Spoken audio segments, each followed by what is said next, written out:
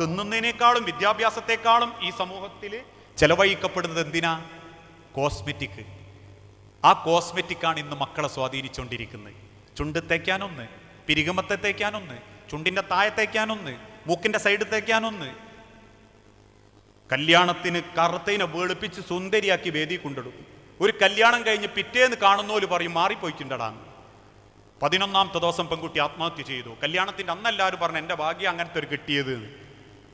2 കുളി കഴിഞ്ഞ് പുറത്തേക്ക് വന്ന പെണ്ണിനെ കണ്ടപ്പോൾ കാക്കാത്തി പോലെ എന്ന് പറഞ്ഞ് തുടങ്ങി 11ാമത്തെ ദിവസം മലപ്പുറം ജില്ലയിൽ ആ പെൺകുട്ടി ആത്മഹത്യ ചെയ്തു. കോസ്മെറ്റിക്കിന് വേണ്ടി വെപ്രാള പിടിച്ചു. 2ാം ക്ലാസ്സിലെ മക്കളെ ചുണ്ടുമ വിലയുണ്ട് ചായം. ഇനി അതിൻ്റെ ഭവിഷ്യത്ത് കേരളത്തിലെ പ്രമുഖ മാധ്യമങ്ങളും ഡോക്ടേഴ്സും പറഞ്ഞു.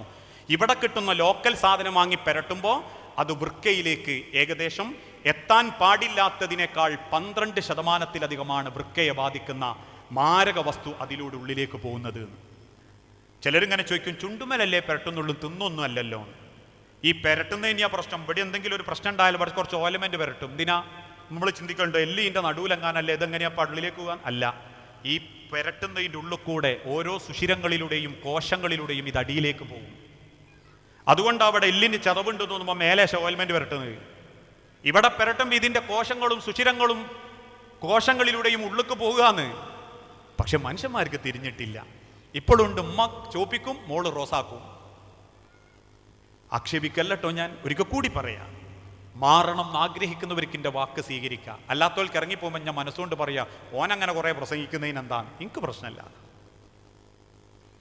അതുകൊണ്ട് ഏറ്റവും നല്ല സ്ത്രീ എന്നാൽ ഭർത്താവിനെ അനുസരിക്കുന്നവളാണ്. അവൻ പിടിക്കുന്ന ദീനിന് ചേർന്ന് നിൽക്കുന്നവളാണ്. ദീനില്ലാത്തവനാണെങ്കിൽ ദീനില്ലാത്തവനോട് വാശി കാണിച്ച് ഞാനും ദീനില്ലാണ്ടായി ജീവിക്കട്ടെ എന്ന് ചിന്തിക്കലല്ല. ഓൻ്റെ ദീനിലേക്ക് എത്തിക്കാൻ വേണ്ടി പടച്ചവനോട് ദുആ ചെയ്ത് അവന് വേണ്ടി പണിയെടുക്കുന്നവളാണ്. ഇങ്ങനെ പരസ്പരം കുടുംബത്തിൽ നമ്മളൊരു വലിയ അസറ്റാവണം, വലിയൊരു സമ്പാദ്യമാവണം.